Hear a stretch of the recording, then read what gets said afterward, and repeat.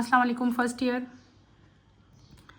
बेटे। Last lecture में हमने प्रोजेक्टाइल मोशन जो है हमने स्टार्ट किया था, जिसमें हमने मेन सारे अपने पॉइंट्स कवर कर लिए थे। पहले आपको मैंने प्रोजेक्टाइल मोशन पढ़ाया था, फिर हमने उसके हॉरिजेंटल डिस्टेंस, देन हमने उसका वर्टिकल डिस्टेंस जो है उसकी इक्वेशन हमने देखी। उसके बाद मैंने आपको उनको दोनों कंपोनेंट्स में, horizontal components as well as vertical components में, मैंने आपको जो है वो उनकी इक्वेशंस करके दिखाई। फिर हमने उसका मैग्नीट्यूड देखा कि कैसे फाइंड आउट करते हैं। देन हमने उसका एंगल थीटा भी जो है उसकी भी इक्वेशन देखी कि अगर आपने एंगल फाइंड करना है प्रोजेक्टाइल मोशन का तो आप कैसे फाइंड करोगे, वो भी हमने कर लिया था।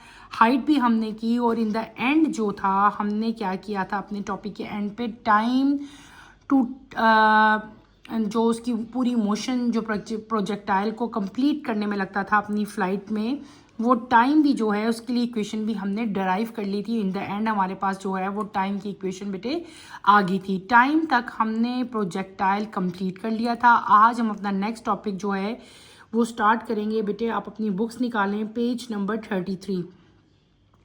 लास्ट टॉपिक हमारा प्रोजेक्टाइल का रह गया था, that is range of the projectile.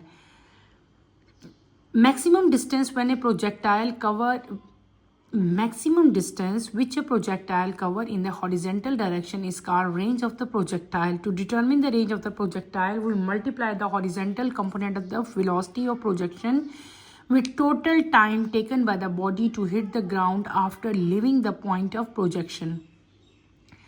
What is range? Range क्या चीज़ होती है? पहले तो आपने इसकी डेफिनेशन करनी है। What is range? रेंज बेटे क्या है? मैक्सिमम डिस्टेंस है। क्या है? Maximum horizontal distance. वो मैक्सिमम डिस्टेंस जो कि एक प्रोजेक्टाइल जो है वो कंप्लीट करता है टू हिट द ग्राउंड, यानी कि वो आपको पता है कि जब मिसाइल फायर हो रहा है, जब वो जा रहा है, ठीक है, निकल रहा है, वहाँ से दोबारा वापस आएगा जब अर्थ की सरफेस पे जो मैक्सिमम डिस्टेंस उसने कवर किया होगा, उस मैक्सिमम डिस्टेंस को, और वो मैक्सिमम डिस्टेंस किस डायरेक्शन में होगा? In the horizontal direction. ठीक है, maximum distance which a projectile cover in horizontal direction is called the range of the projectile. पहले तो आपने इसकी करनी है डेफिनेशन, राइट। देन हम इसके लिए इक्वेशन जो है वो इसकी डिराइव करेंगे। आप लोगों ने क्या करना है, हमने हॉरिजेंटल कंपोनेंट लेने हैं जो कि हमने इस टॉपिक के स्टार्ट में पढ़ा था। क्या पढ़ा था? हमने पढ़ा था VIX into VIX horizontal component था। हॉरिजेंटल कंपोनेंट को आपने मल्टीप्लाई करना है टोटल टाइम टेकन। मैंने भी बताया ना कि मैक्सिमम डिस्टेंस जो कवर करेगा जब वो हॉरिजेंटल डायरेक्शन में जितना डिस्टेंस उसने कवर किएगा उसको हम रेंज कहेंगे। तो मैक्सिमम डिस्टेंस कवर करने में उसको कुछ ना कुछ टाइम भी लगेगा। टाइम को आपने उसके जो है हॉरिजेंटल कंपोनेंट के साथ मल्टीप्लाई करना है, VIX इंटू टी। VIX क्या चीज़ है? हॉरिजेंटल है, कंपोनेंट है। टी क्या है? टोटल टाइम टेकन है। VIX की वैल्यू आपको याद हो, हम लोग स्टार्ट में करके आए थे VIX, यानी कि x की जगह यहाँ पे हम क्या लगाएंगे? कॉस थीटा लगाएंगे। टाइम की वैल्यू अभी हमने डराइव की थी इससे पहले, t is equal to 2VI sine theta over g. तो आपने क्या किया? t की जगह पे t की वैल्यू पुट की, डिवाइडेड बाय g। किधर से आया था बेटे? ये t की वैल्यू हमने लगाई थी। इनको आपस में मल्टीप्लाई किया तो मल्टीप्लाई करने से ये पूरी की पूरी इक्वेशन आई। इसको हम रीअरेंज करके, ये दो है ना VI तो हमने इसको VI स्क्वायर कर लिया। बाकी आपका क्या हो गया? 2 sine theta cos theta by g. यहाँ पे एक और इम्पॉर्टेंट पॉइंट भी दिया हुआ है, इसको भी जाते जाते हम कवर कर लेते हैं। Do you know, for an angle less than 45 degree the height reach by the projectile and the range both will be less. When the angle of projectile is larger than 45, the height attained will be more, but the range is again less. ये आपको तीन different angles दिए हुए हैं। एक 30 degree का angle है, एक 45 का, एक 60 का दिया हुआ है। ठीक है, ये ऊपर आपको क्या बताया हुआ है? दो एक्सिस है ना, एक वाई एक्सिस है, एक एक्स है। एक्स पे क्या चीज शो की हुई है? रेंज।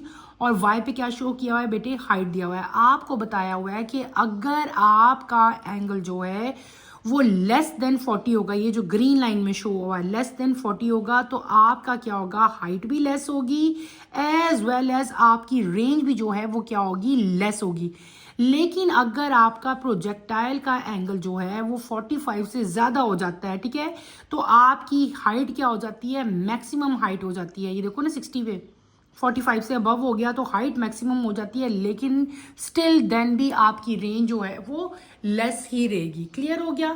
यानी कि हाइट के बढ़ने से आपकी रेंज पे जो है वो कोई भी फर्क नहीं पड़ेगा। आपकी रेंज जो है वो हाइट बढ़ने से भी जो है वो लेस की लेस ही रहती है। As 2 sin theta cos theta is equals to sin 2 theta, thus the range of the projectile depend upon the velocity of the projection and the angle of projection. ये जो हमारी इक्वेशन आई थी ना 2 sin theta cos theta, ये किसकी equal होती है? ये इक्वल होती है sin 2 थीटा के। तो हमने उसकी वैल्यू लगाई, ये आपके पास क्या आ गई? टोटल रेंज होगी। मैक्सिमम रेंज के लिए आपके पास sin 2 थीटा की वैल्यू क्या होनी चाहिए बेटे? 1 होनी चाहिए। तो इसकी मतलब है कि इस इक्वेशन की जगह मैं यहाँ पे 1 भी लिख सकती हूँ। तो क्या आ जाएगा? 1 की वैल्यू यहाँ पे क्या आएगी? 2 थीटा साइन इनवर्स। अगर यहाँ पे हम लोग लेंगे 90 डिग्री भी ले सकते हैं, यहाँ पे हम एंगल 45 भी ले सकते हैं। जितना भी एंगल होगा उसकी वैल्यू यहाँ पे अपने पुट करके तो वैल्यू फाइंड आउट कर लेनी है। Air resistance will slow down projectile forward motion, reducing its velocity vi. The reduction in vi will result in decrease in the range of projectile. Furthermore, air resistance is not constant throughout the flight of the object. As the object slows down, the air resistance experienced by it also decreases. This means that the object retards more slowly and accelerate more slowly as it falls down. This results in the trajectory that is not perfectly parabolic but is skewed, with steeper descent than ascent. Air resistance बेटे, जो air resistance होती है वो क्या करती है? आपकी जो प्रोजेक्टाइल है उसको, उसकी जो फॉरवर्ड मोशन है उसको क्या करेगी? स्लो डाउन कर देती है। जब आपकी प्रोजेक्टाइल मोशन जो है वो स्लो डाउन हो जाती है तो उसकी वेलोसिटी यानी कि इनिशियल वेलोसिटी जो है वो भी क्या हो जाएगी? रिड्यूस हो जाएगी। और ये जो रिड्यूस हो रही है यानी कि जो रिडक्शन हो रही है, क्या रिडक्शन हो रही है? उसकी इनिशियल वेलोसिटी जब रिड्यूस हो जाती है तो उसके रिजल्ट में क्या होती है कि जो प्रोजेक्टाइल की रेंज है वो भी क्या हो जाएगी? डिक्रीज हो जाएगी। और आपको तो ये बात तो आपको पता ही कि एयर रेजिस्टेंस जो है वो हमेशा कांस्टेंट नहीं रहती। एयर रेजिस्टेंस कभी ज़्यादा होती है, कभी कम होती है। तो ऑब्जेक्ट भी जो है वो आपका अगर वो भी स्लो डाउन हो जाता है, एयर रेजिस्टेंस जो है वो भी उसको डिक्रीज यानी कि कर देगी आपकी मोशन को। इसका मतलब क्या हुआ? इसको हम यूं भी कह सकते हैं कि ऑब्जेक्ट जो है वो स्लो हो जाएगा और ज़्यादा स्लोली जो है एक्सलरेट मोर स्लोली जब वो नीचे गिरेगा। ठीक है बेटे, ये सारा का सारा। और दूसरी इसका ऑपोजिट अगर आते हो आ जाओ कि अगर ऑब्जेक्ट आपका रिटार्ड मोर स्लोली होगा तो उसका जो उसकी ट्रेजेक्ट्री बनती है वो भी क्या होती है? पैराबोलिक होती है। पैराबोलिक नहीं होगी बल्कि क्या होगी? स्क्यूड होगी। क्या होगी? स्टीपर होगी। ओके, ये हमने क्या पढ़ लिया? हमने अपना प्रोजेक्टाइल जो मोशन है वो कंप्लीट कर ली। आज मैंने आपको क्या पढ़ाया? मैंने सिर्फ और सिर्फ आपको आज जो है इसकी रेंज बताई थी। रेंज में हमने क्या पढ़ा था? रेंज क्या चीज़ है? रेंज बेटे मैक्सिमम डिस्टेंस था जो कि प्रोजेक्टाइल हॉरिजेंटल डायरेक्शन में कवर कर रहा था। हमने क्या किया था कि रेंज जो है वो कैसे फाइंड करते थे? R is equals to VIX into T. VIX क्या था? ये हॉरिजेंटल कंपोनेंट था। हॉरिजेंटल कंपोनेंट कल मैंने आपको डिराइव कराया था। हॉरिजेंटल किसके इक्वल था? VI cos थीटा के इक्वल था मल्टीप्लाई बाय टी। टी की वैल्यू हमने कल डिराइव की थी। T इज इक्वल्स टू क्या किसके इक्वल था? T is equals to VI sine theta divided by G के इक्वल था। ऐसे ही था। यहाँ पे मैंने क्या किया? T की वैल्यू लगा ली और यहाँ पे मैंने क्या लगाया? जो हॉरिजेंटल कंपोनेंट था उसकी वैल्यू मैंने पुट की। अब हम क्या करेंगे? इक्वेशन को रीअरेंज कर देंगे। ये भी VI है, ये भी VI है, तो मैं इसको क्या कर लूँगी? VI स्क्वायर ओवर ये G को इधर ले आऊँगी। बाकी आपके पास क्या रह गया? आपके पास रह गया 2 sine theta and cos theta. आपने बेटे हमेशा याद रखना है कि जो आपकी वैल्यू होती है कौन सी? 2 साइन थीटा कॉस थीटा जो है ये हमेशा इक्वल होता है साइन 2 थीटा के। ठीक है, ये इसके इक्वल होता है। इसका मतलब है इसकी जगह मैं ये वैल्यू पुट कर सकती हूँ। यस, हम क्या लिखेंगे? Range is equals to VI square over G sine 2 theta. तो आप जो है प्रोजेक्टाइल मोशन की रेंज जो है वो ये वाला फार्मूला पुट करके आप लोग जो है वो फाइंड आउट कर सकते हो। एंगल आपका 90 भी हो सकता है, एंगल आपका 60 भी हो सकता है, एंगल आपका 45 भी हो सकता है। हमने क्या कर लिया बेटे, हमने प्रोजेक्टाइल मोशन जो है अपनी कंप्लीट कर ली। इसमें बहुत सारी इक्वेशन हमने ड्राइव की, हमने हॉरिजेंटल कंपोनेंट देखे, हमने जो है वर्टिकल कंपोनेंट्स देखे, देन जो है हमने इसको इनके जो कंपोनेंट्स थे वर्टिकल कंपोनेंट और हॉरिजेंटल कंपोनेंट में मैंने डिवाइड किया, मैग्नीट्यूड देखा, हमने इसकी हाइट के लिए इक्वेशन ड्राइव की। इन द एंड हमने टाइम और सबसे एंड पे हमने इसकी रेंज को जो है वो भी जो है उसके लिए भी इक्वेशन जो है वो हमने ड्राइव कर ली। इसके एंड पे अगर आप देखो, आपके प्रोजेक्टाइल मोशन के एंड पे बेटे आपको एक न्यूमेरिकल दिया हुआ है। अगर हम उसको देखें तो उसको भी हम एग्जाम्पल के तौर पर लेते हैं। देखो आपको एग्जाम्पल दी हुई, a ball is thrown with the speed of 30 metre पर सेकेंड। बॉल की स्पीड आपको बताइए in the direction of 30 degree above the horizon, ठीक है। Determine the height to which it rises, the time of flight and the horizontal range. आपको 3 चीज़ें आपसे पूछी हैं। एक आपसे पूछी हुई है हाइट पूछी है, एक आपसे क्या पूछी है टाइम ऑफ फ्लाइट पूछा है, और एक आपसे पूछी हुई है रेंज, ठीक है। पहले तो आपने क्या कर लो, आप लोग अपना डाटा जो है पूरा का पूरा लिखो। पहले आपको क्या दी हुई है, इनिशियल वेलोसिटी यानी कि VI जो आपका हॉरिजेंटल कंपोनेंट है वो भी आपको दे दिया। तो हम लोग क्या लिखेंगे, VIX यानी कि VI कॉस थीटा। वो आपको VI क्या दिया, 30 दिया हुआ है, तो कॉस भी आपने किसका लेना है, कितनी आपको डायरेक्शन दी हुई है, एंगल 30 दिया, 30 लिखोगे। VI साइन थीटा वो भी आप 30 लिखोगे और साइन 30 लोगे। बेटे कॉस का 30 आप अपने कैलकुलेटर से इजीली लो, कैलकुलेशन तो आपको करनी आती है, उसको 30 से मल्टीप्लाई करोगे तो ये आपकी दोनों कैलकुलेशन करोगे तो वैल्यूज आएंगी। अब आपको पहली चीज़ क्या पूछी हुई है, आपसे पूछा हुआ है टोटल टाइम टेकन। तो अभी हमने टाइम की वैल्यू बेटे आपने ड्राइव की थी, मैंने लास्ट लेक्चर में आपको करवाई थी। Time is equals to 2VI sine theta over g. मैं क्या करूँगी, टाइम की हम लोग वही वैल्यू लगाएंगे, यहाँ पे वही इक्वेशन लगाओगे आप। इक्वेशन लगाई, वैल्यूज पुट की और आपका जो है टाइम आ गया। अब हाइट यानी कि हाइट की वैल्यू भी हमने फाइंड की थी। हाइट का फॉर्मूला आप लगाओगे VI² sine square theta over 2G। वो लगा के आपने हाइट फाइंड कर लेनी है। उसके बाद उन्होंने आपसे क्या पूछा है, हॉरिजेंटल रेंज। रेंज अभी हमने ड्राइव की है। रेंज में हमने क्या अभी किया था, VI² over G sine 2 theta. Sine आप लोग लगा लोगे, यहाँ पे सारी इक्वेशंस पुट करोगे और बस उनको आपने कैलकुलेट करना है। क्लियर हो गया।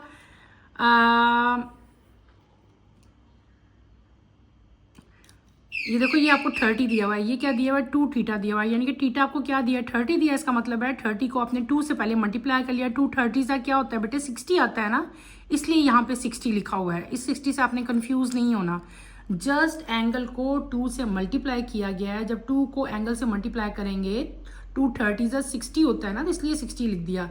अब वैल्यूज पुट करो, इनको कैलकुलेट करो, तो आपके पास आपकी तीनों की तीनों इक्वेशन जो हैं वो आ जाएंगी। हमने क्या फाइंड कर लिया, टाइम भी आ गया, हाइट भी आ गई और आपके पास रेंज भी आ गई। नाउ आप लोग अपनी बुक के नेक्स्ट पेज पे आए, पेज नंबर 31। हम नेक्स्ट टॉपिक स्टार्ट करेंगे, that is momentum. Momentum, we are aware of the fact that moving object possesses a quality by virtue of which it exerts a force on anything that tries to stop it. The faster the object is traveling, the harder it is to stop it. Similarly, if two objects move with the same velocity, then it is more difficult to stop the massive of the two. This quality of the moving body was called the quantity of motion of the body by Newton. This term is now called linear momentum P of the body and defined by the relation P is equals to m into v. In this expression, v is the velocity of the mass m. Linear momentum is therefore a vector quantity and has the direction of velocity. Thus, the unit of momentum is kilogram meter per second, kg meter per second. It can also express as Newton second ns. Momentum की मैंने बेटे अभी reading की है, that is over next topic. Momentum क्या चीज़ है बेटे, आपने देखा होगा कि जो भी मूविंग ऑब्जेक्ट हैं वो उनके अंदर एक क्वालिटी है जो कि आपने फाइंड आउट देखना है कि जब भी कोई बॉडी जो है मूव करी होती है तो हमें उसको जो है स्टॉप करने के लिए बेटे क्या अप्लाई करना पड़ता है, उसके ऊपर फोर्स अप्लाई करनी पड़ती है। अगर वो ऑब्जेक्ट जो है वो फास्ट स्पीड के साथ मूव कर रहा होता है तो आपको उसको स्टॉप करना ज़्यादा हार्ड है as compare to the object which move in a slow direction, ठीक है। तो ये जो हमने अभी जो हम पढ़ेंगे ये इसका जो ये वाली प्रॉपर्टी है कि जो ऑब्जेक्ट आपका जितना स्पीड से जो है वो ट्रैवल कर रहा होगा उतना उसको स्टॉप करना ज़्यादा मुश्किल है as compare to the object जो कि स्लोली मूव कर रहा होगा, ठीक है। इसी तरह आप लोग कंपेयर करो कि आपके पास कोई से दो ऑब्जेक्ट हैं जो कि मूव कर रहे हैं विद द सेम वेलोसिटी, ठीक है। तो उनको स्टॉप करना भी आपके लिए दोनों के लिए डिफरेंट है, ठीक है। तो ये जो क्वालिटी है मतलब मैंने आपको क्या एग्जांपल दिया है कि अगर आपके पास दो ऑब्जेक्ट हैं, दोनों जो हैं वो आपके एक ही स्पीड से मूव कर रहे हैं, ठीक है। आप के लिए उन दोनों को अगर आपने स्टॉप करना हो तो एक ऑब्जेक्ट को आप जल्दी स्टॉप करोगे और एक को स्टॉप करोगे ज़रा मुश्किल से। कैसे, किस चीज़ पे डिपेंड होकर? देखो दोनों की स्पीड तो सेम है, मैंने क्या कहा था कि दोनों ऑब्जेक्ट सेम स्पीड से मूव कर रहे हैं लेकिन दोनों के मैसेज डिफरेंट है। आप सपोज करो एक आपके पास साइकिल है और एक आपके पास गाड़ी है। साइकिल का वेट कम है, गाड़ी का वेट ज़्यादा है। साइकिल को स्टॉप करना एज कंपेयर टू कार जो है वो ज़्यादा इजी है एज कंपेयर टू गाड़ी। क्यों? साइकिल का वेट जो है वो कार की निस्बत कम है, कार का वेट जो है वो साइकिल से ज़्यादा है। तो जितना किसी चीज़ का वेट ज़्यादा होता है, मैथ ज़्यादा होता है, उतनी ही ज़्यादा फोर्स लगती है उसको स्टॉप करने के लिए, ठीक है। ये क्वालिटी मूविंग जो ऑब्जेक्ट की जो ये क्वालिटी है उसको हम लोग जो कि उसकी क्वांटिटी ऑफ मोशन है, इसको हम लोग क्या कहते हैं? इसको हम कहते हैं मोमेंटम। मोमेंटम को हम कैसे डिफाइन करेंगे? Momentum is the product of mass into speed कहेंगे हम। P is equal to m into V. P for क्या आ गया? Linear momentum, M for mass, and ये जो V आपको ये क्या है? वेलोसिटी है, यानी कि उसकी स्पीड है। तो आप क्या कह दोगे? Linear momentum of the body is defined as the product of mass and velocity, ठीक है। ये एक वेक्टर क्वांटिटी है बेटे और इसकी डायरेक्शन जो है वो क्या होती है? Same direction of velocity. जो वेलोसिटी की डायरेक्शन होगी वही मोमेंटम की डायरेक्शन होगी। अगर आप यहाँ पे गौर करो तो बेटे आपके यहाँ पे इक्वेशन लिखी हुई है। इक्वेशन क्या लिखी हुई है? P is equal to m into V. ये जो P लिखा हुआ है this is known as momentum. ये M जो लिखा हुआ है this is for mass and V for velocity, यानी कि momentum is equal to mass into velocity. और मैंने आपको क्या कहा है? मोमेंटम जो है ये वेक्टर क्वांटिटी है, मोमेंटम की डायरेक्शन जो है वो सेम होती है, that is the direction of velocity. और अगर आप इसका यूनिट देखो, मास का यूनिट क्या होता है? केजी। वेलोसिटी का यूनिट क्या होता है? मीटर पर सेकंड। तो केजी और मीटर पर सेकंड जो यूनिट इसका वही यूनिट होगा, यानी कि केजी मीटर पर सेकंड। अगर आप वही मैंने बात बता दी ना, इसका यूनिट क्या है? केजी है। वेलोसिटी का यूनिट क्या होता है? मीटर पर सेकंड। तो मोमेंटम का यूनिट भी क्या हो जाएगा? केजी मीटर पर सेकंड और केजी मीटर पर सेकंड। केजी और मीटर को जब हम मल्टीप्लाई आपस में करते हैं तो this is equal to unit of force, यानी कि न्यूटन। तो इसका यूनिट जो है वो न्यूटन सेकंड भी हो सकता है। न्यूटन सेकंड लिखें या ये लिखें, they both are same. Next अगर आप चलते हो तो हमने कंपैरिजन करना है मोमेंटम का और Newton second law of motion का। आप लोग हम इसकी इक्वेशन ड्राइव करेंगे, लेकिन उससे पहले मैं इसको रीड आउट करूं। Consider a body of mass m moving with velocity, initial velocity v. I suppose an external force F act upon it for time t, after which velocity becomes vf. The acceleration A is produced by this force is given by A is equals to vf minus vi over 2 by Newton law apply करेंगे। acceleration ये इसके equal है। दोनों equations को compare करेंगे, हमारे पास क्या आ जाएगा? ये एंड वाली इक्वेशन आ जाएगी। The equation 2.26 show that change in momentum is equal to the product of the force and the time for which force is applied. This form of second law is more general than form F is equals to ma because it can easily be extended to account for changes as body accelerate when it mass also changes. For example, as the rocket accelerate, it loses mass because its fuel is burnt and ejected to provide greater thrust. Thus, second law of motion can also be stated in terms of momentum as time rate of change of momentum of a body is equal to the applied force. हमने क्या चीज़ पढ़नी है बेटे? पहले तो हमने क्या पढ़ा? हमने पढ़ लिया सिंपल मोमेंटम। मोमेंटम में मैंने आपको क्या बताया कि मोमेंटम जो है वो प्रोडक्ट है किस चीज़ का बेटे? मोमेंटम हमारा प्रोडक्ट था मैस का और वेलोसिटी का। यही हमने पढ़ा। उसको हमने किससे लिखा था, किससे राइट किया था? हमने मोमेंटम को हमने क्या किया था? P is equal to m into V, ऐसे ही मैंने कहा था। p क्या था, मोमेंटम था, m क्या था, मास था, और v क्या था, वेलोसिटी था। अब हम क्या कर रहे हैं, आपने कंसीडर करना है कि कोई भी बॉडी है जिसका मास क्या है बेटे, m, क्या मास है उसका, m है, ठीक है। इनिशियल वेलोसिटी वी आई के साथ वो जो है वो मूव कर रही है, ठीक है। अब उसके ऊपर हम क्या करेंगे, एक एक्सटर्नल फोर्स अप्लाई करेंगे उसके ऊपर, ठीक है। और एक्सटर्नल फोर्स अप्लाई करने के बाद उसकी वेलोसिटी जो है वो चेंज हो जाती है, that become V F after covering some distance. और जो टाइम कंज्यूम हुआ है वो कितना हुआ है, टाइम जो है वो स्मॉल टी हुआ है। लेकिन जब आपको पता है कि इसमें जब इनिशियल इसकी वेलोसिटी चेंज हुई है, टाइम भी आपको कंज्यूम हुआ था, इसका मतलब है इसके अंदर क्या चीज़ प्रोड्यूस हुई है, एक्सेलरेशन प्रोड्यूस हुई है, ठीक है। तो एक्सेलरेशन जो प्रोड्यूस हुई है by force, by applying external force, इस पर एक्सेलरेशन प्रोड्यूस हुई है, उस एक्सेलरेशन को हम कैसे राइट करेंगे, a is equal to V F minus we I divided by t. A is equal to delta v over t होता है ना, तो क्योंकि डेल्टा वी क्या है, यानी कि change in velocity, V F minus we I over T हो गया। अगर हम सेकेंड लॉ ऑफ मोशन अगर आपको याद हो, F is equal to M A, अगर मैं एम ए को इधर ले आऊँ और यहाँ पे फोर्स को लाऊँ, यानी कि मैंने सिर्फ और एक्सेलरेशन की मैंने अब अगर वैल्यू फाइंड करनी हो तो एक्सेलरेशन क्या हो जाएगी, एम यहाँ पे मल्टीप्लाई हो रहा है, यहाँ पे आके क्या हो जाएगा, डिवाइड हो जाएगा। ये भी ए की वैल्यू, ये भी ए की वैल्यू, ये ए की वैल्यू एफ ओवर एम मैं यहाँ पे अब जो है वो पुट करूँगी बेटे, क्या करूँगी, इस ए की वैल्यू मैं इस ए में पुट करूँगी। तो ये इक्वेशन क्या बन जाएगी, हमारी इक्वेशन बन जाएगी F over M is equals to V F minus we I divided by T.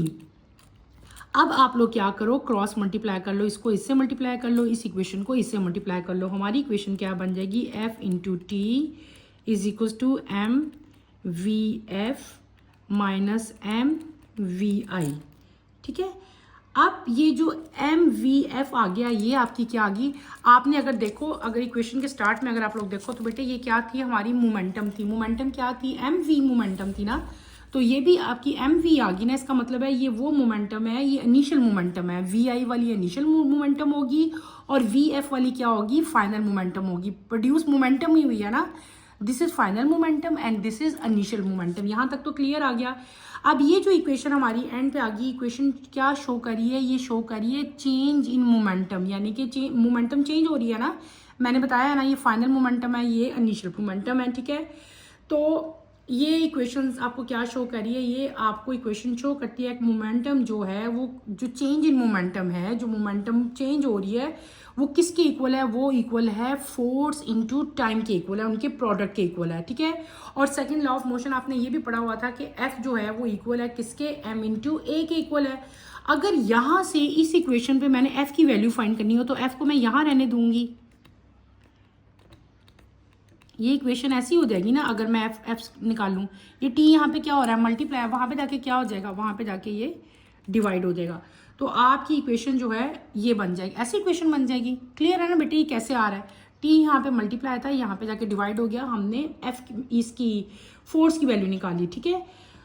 और इसमें एक और एग्जांपल भी दी हुई है कि एज रॉकेट एक्सेलरेट, जैसे जैसे रॉकेट मूव करता है इट लूजेस मास, क्योंकि इसका फ्यूल जो है वो बर्न होना शुरू हो जाता है और वो ग्रेटर थ्रस्ट के साथ इजेक्ट हो जाता है, ठीक है। तो उसका मास कम ही हो जाएगा ना, जब फ्यूल तो सारा बर्न हो गया तो मास जो है इसको अल्टीमेटली खुद ही कम हो जाएगा। तो आपकी जो सेकंड लॉ ऑफ मोशन जो है उसको अगर हम in the form of momentum लिखेंगे तो हम उसको in the form of momentum कैसे राइट करेंगे बेटे, F is equal to M A, वैसे आपकी फोर्स थी, और जब in the form of momentum हम लिखेंगे तो हम क्या करेंगे, M we F M we I divided by T लिखेंगे। ये हमने क्या कर दिया, ये हमने लिख लिया second law of motion in terms of momentum. जो है अगर आपने राइट करना है तो आप ऐसे करोगे।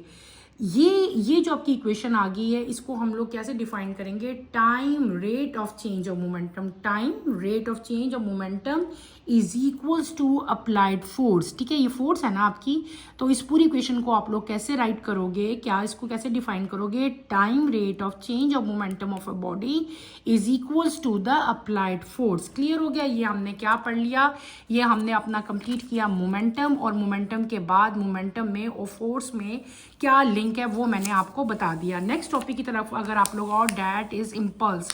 What is impulse, sometime we wish to apply the concept of momentum To cases where the applied force is not constant, it acts for a very short time. For example, when a bat hits a cricket ball, the force certainly varies from instant to instant during the collision.